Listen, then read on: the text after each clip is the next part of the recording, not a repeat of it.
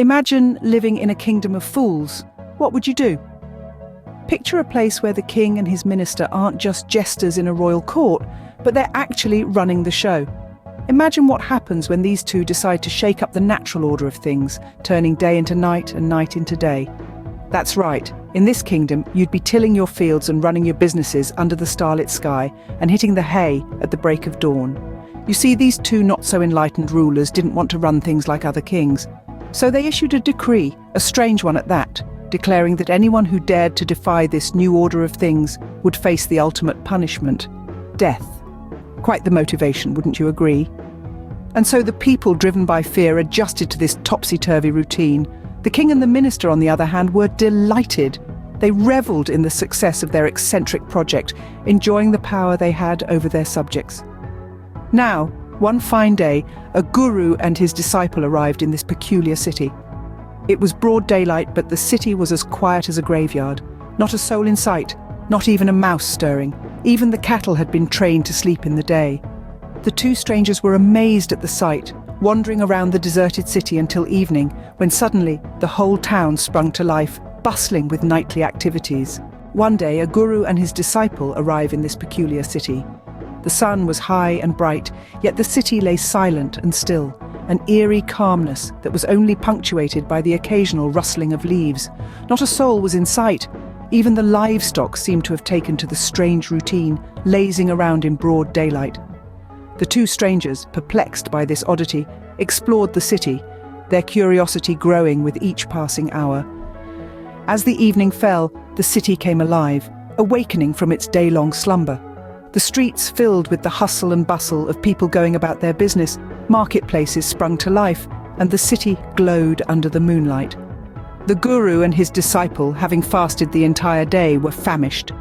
They ventured into the market, their eyes wide with astonishment as they discovered the city's peculiar pricing system. In this kingdom of night dwellers, every item, be it a measure of rice or a bunch of bananas, bore the same price tag: a single dudu.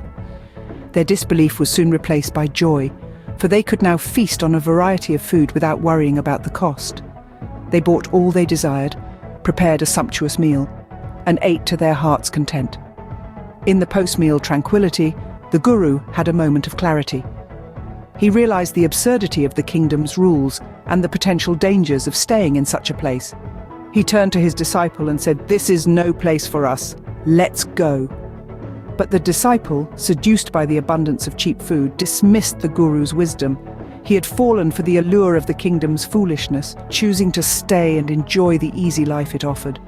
And so the guru, understanding the futility of his words, left his disciple behind. "Do what you want. I'm going," he declared, leaving the disciple to his fate. The disciple, unfazed by his guru's departure, stayed on, reveling in the city's eccentricities. The guru realized the danger of staying in such a foolish kingdom, but his disciple chose to stay, lured by the cheap goods. In the kingdom of fools, even a thief's death can spark chaos. Picture this. A thief as sly as a fox sneaks into a rich merchant's house. He burrows a hole into the wall, quietly and meticulously, like a determined mole. As he's about to claim his loot, the old, weak wall gives in, collapsing on him. In a blink of an eye, the thief is killed, a victim of his own mischief. The thief's brother, blinded by grief and anger, runs to the king. He demands justice. "Your Highness," he pleads, "my brother was merely pursuing his ancient trade when this merchant's feeble wall fell on him. The merchant is at fault. His wall should have been strong, robust. He should pay for this injustice." The king, in his infinite wisdom, or lack thereof, assures the grieving man, "Justice will be served, fear not." He promptly summons the merchant, the owner of the infamous house. The merchant, a man of humble demeanor, stands before the king. The king questions him, "Were you present when the dead man burgled your house?" The merchant replies, "Yes, my lord, he broke in and the wall, weak as it was, collapsed on him." The king, quick to pass judgment, declares, "You are guilty. Your wall killed this man's brother.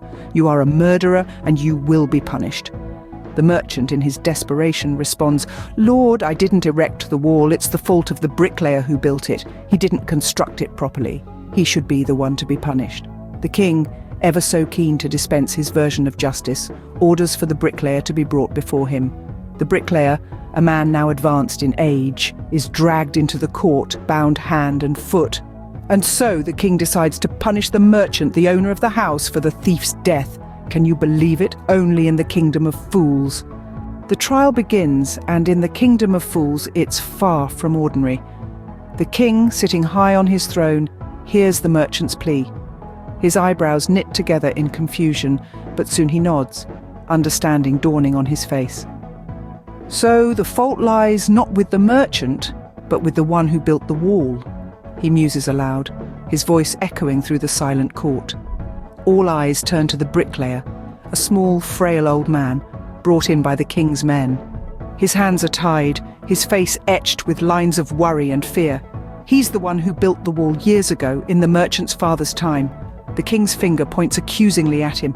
"You there!" he bellows. "Did you build this wall?" The bricklayer nods, his voice barely a whisper as he confirms, "Yes, my lord, I did." The king's gaze hardens, his voice turning cold as he declares, "What kind of a wall is this that you built? It has fallen on a poor man and killed him. You've murdered him. We have to punish you by death." The court gasps, the absurdity of the situation sinking in. The bricklayer, bewildered and frightened, tries to defend himself. But in this kingdom of fools, where the sun shines when people sleep and a bunch of bananas costs the same as a measure of rice, does logic really have a place? The king, satisfied with his judgment, sits back on his throne. The court buzzes with whispers, the air thick with disbelief and incredulity. The bricklayer, now deemed a murderer, is led away, his fate sealed by the king's whimsical judgment. And so, the trial ends in the kingdom of fools. A man is sentenced to death, not for a crime he committed, but for a wall he built years ago. But in this kingdom, where foolishness reigns supreme, is anyone really surprised? Just when you think it couldn't get any more absurd, it does. As the story in the kingdom of fools unfolds, the true absurdity of the situation becomes clear. A kingdom where night is day and day is night, where everything costs the same, a single dudu, and where justice is as twisted as the minds of its rulers. The tale of the guru and his disciple is an enlightening one. The guru, wise and discerning, immediately recognized the foolishness of the kingdom and decided to leave. His disciple, on the other hand, swayed by the cheapness of food, decided to stay. This decision almost led to his death when he was wrongly accused of a crime. The absurdity of the kingdom is further emphasized in the trial of the thief's death.